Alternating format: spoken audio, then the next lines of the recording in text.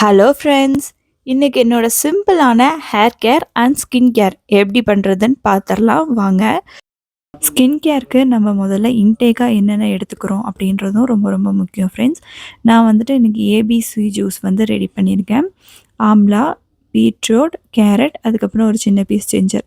இது 3யும் வந்து நான் மிக்சியில் போட்டு அடித்து ஜூஸாக எடுத்துக்கிட்டேன்.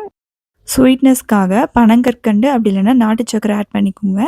ஒயிட் சுகரை வந்து அவாய்ட் பண்ணிவிடுங்க. ஹேர் கேருக்கு நான் என்னென்ன யூஸ் பண்ணியிருக்கேன் அப்படின்னு பார்த்தீங்கன்னா, ஒன்றும் இல்லை, பியூரான கோகோனட் ஆயில், அதுக்கப்புறம் சின்ன வெங்காயம். இது 2யும் தான் நான் என்னோடய ஹேருக்கு வந்துட்டு அப்ளை பண்ணிகிட்ருக்கேன். உங்களோட ஹேருக்கு எவ்வளோ ஆயில் வேணும்னு சொல்லிவிட்டு நீங்கள் பார்த்து எடுத்துகிட்டு, அது கூட இந்த சின்ன வெங்காயத்தை வந்து மிக்சியில் போட்டு அரைச்சிட்டு அதோட ஜூஸை மட்டும் நீங்கள் இது கூட ஆட் பண்ணலாம். சின்ன வெங்காயத்தோட ஜூஸும் கோகோனட் ஆயிலும் நல்லா மிக்ஸ் ஆகிற மாதிரி டபுள் பாயிலிங் மெத்தடில் வச்சு நல்லா ஹீட் பண்ணிக்கோங்க. நான் வீடியோவில் காமிச்சிருக்க மாதிரியே சர்க்குலர் மோஷனில் மசாஜ் பண்ணிக்கோங்க. இந்த ஆயில் அப்ளை பண்ணுறதுனால நிறையா ஹேர் வந்து ரீக்ரோத் ஆகிருக்கு. ஆஃப்டர் ஹேர் வாஷ் என்னோடய ஹேர் வந்து இப்படி தான் இருக்குது.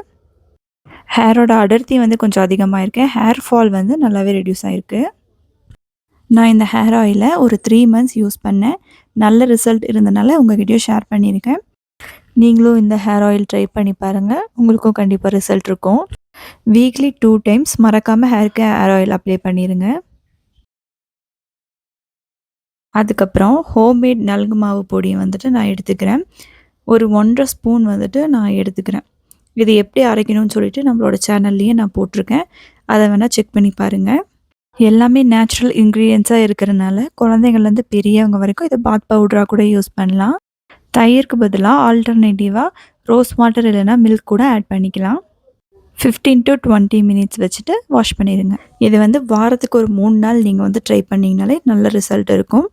நெக்குக்கும் சேர்த்து அப்ளை பண்ணிடுங்க. இந்த ஃபேஸ் பேக் அப்ளை பண்ணுறதுனால ஸ்கின் வந்து நல்லா க்ளோ ஆகிருக்கு. ஃபஸ்ட்டை விட நல்ல டிஃப்ரென்ஸ் தெரியுது ஃப்ரெண்ட்ஸ்.